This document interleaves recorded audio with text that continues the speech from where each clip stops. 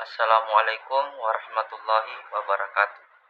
Perkenalkan, nama saya Munsir dengan NIM 2006 0650 0005,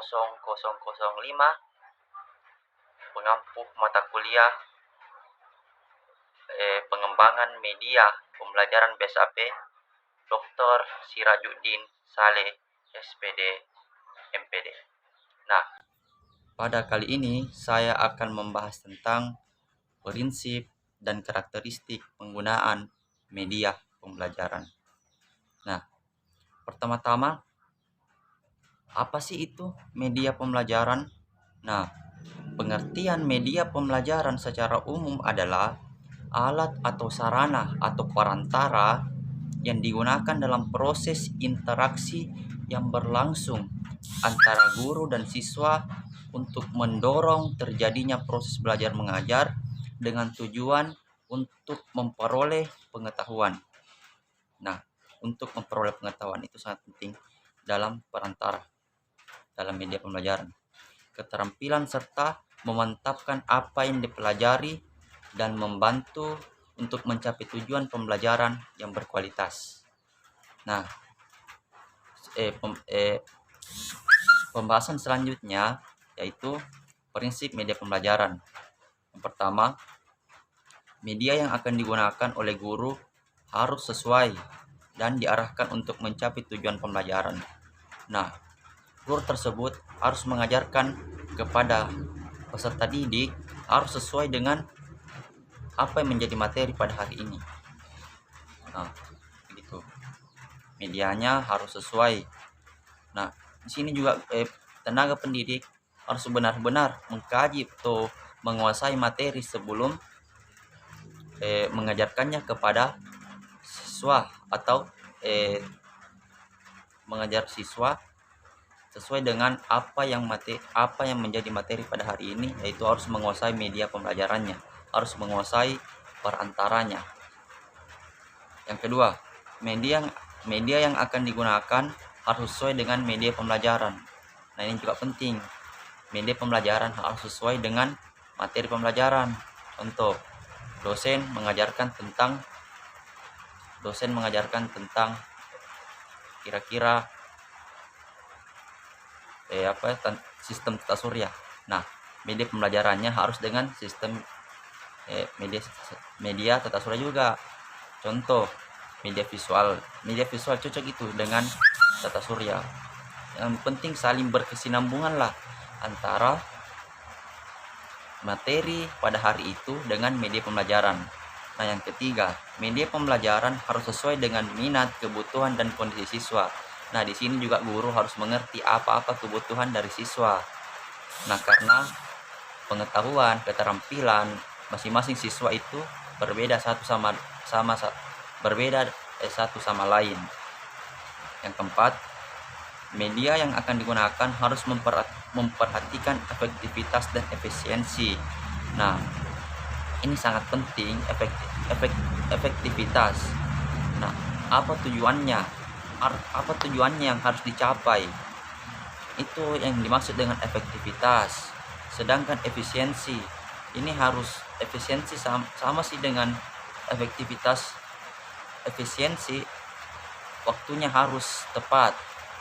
Nah, itu yang dimaksud dengan medianya harus memperhatikan efektivitas dan efisiensi. Harus berkesinambungan antara kedua ini. Maka insya Allah kalau bagus efektivitas dan efisiensinya, maka media pembelajaran dalam suatu kelas akan berjalan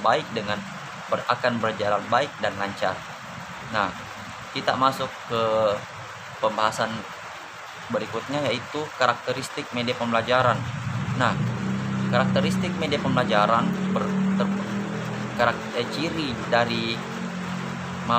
ciri dari media pembelajaran itu terbagi menjadi 3, yaitu ciri fiksatif, ciri manipulatif, dan ciri distributif.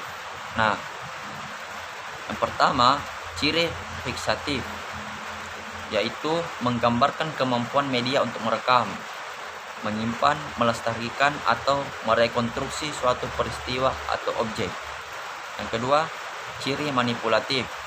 Ciri manipulatif yaitu kemampuan media untuk mentransformasi suatu objek, kejadian atau proses dalam mengatasi masalah ruang dan waktu. Ini mengatasi masalah ruang dan waktu. Kita tahu bahwa teknologi pada zaman sekarang ini sangat maju, maka ada yang dinamakan media visual atau audio visual. Contoh, dosen mengajarkan kembali sistem tata surya. Kita tidak perlu lagi naik ke tata surya untuk naik roket, karena ada namanya media visual, audio visual. Kita bisa langsung melihat walaupun tidak nyata, hanya gambaran dan video. Itu bisa mengatasi masalah ruang dan waktu. Dan yang terakhir, ciri dari media pembelajaran yaitu ciri distributif. Nah, ciri distributif yaitu menggambarkan kemampuan media atau mentransformasikan objek atau kejadian melalui ruang, dan secara bersamaan kejadian itu disajikan kepada sejumlah besar siswa di berbagai tempat. Nah, itu saja sih pembahasan pada kali ini tentang materi ciri, prinsip dan ciri penggunaan media pembelajaran. Nah, kita tahu media pembelajaran ini sangat penting untuk kelancaran media pembelajaran kita. Kenapa?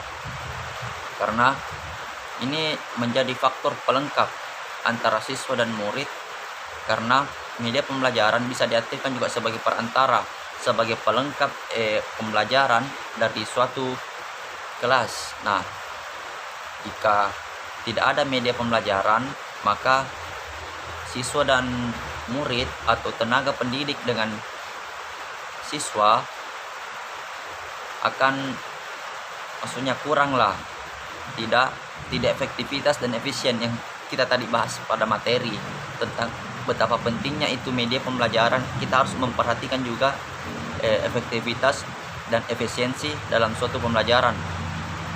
Nah, media pembelajaran juga ini penting untuk siswa untuk bisa mencermati, memperhatikan suatu pembelajaran. Nah, jika ada media pembelajaran, maka insya Allah pengetahuan atau keterampilan siswa dapat cepat dia kelola dalam otak, sehingga dia akan menyimpan memori pembelajarannya dan tidak akan cepat hilang karena lebih efisien. Nah, kita seperti tadi yang saya katakan bahwa media pembelajaran juga bisa mengatasi masalah ruang dan waktu, sehingga kita tidak repot-repot lagi untuk menerima suatu pembelajaran. Nah, itu saja sih dari penjelasan dari saya. Sekali lagi saya memperkenalkan diri, nama saya Munsir, NIM 2006 0650 005, dosen pengampu mata kuliah pengembangan media pembelajaran BSAP, Dr. Sirajuddin Saleh, SPD MPD. Sekian dari saya. Assalamualaikum warahmatullahi wabarakatuh.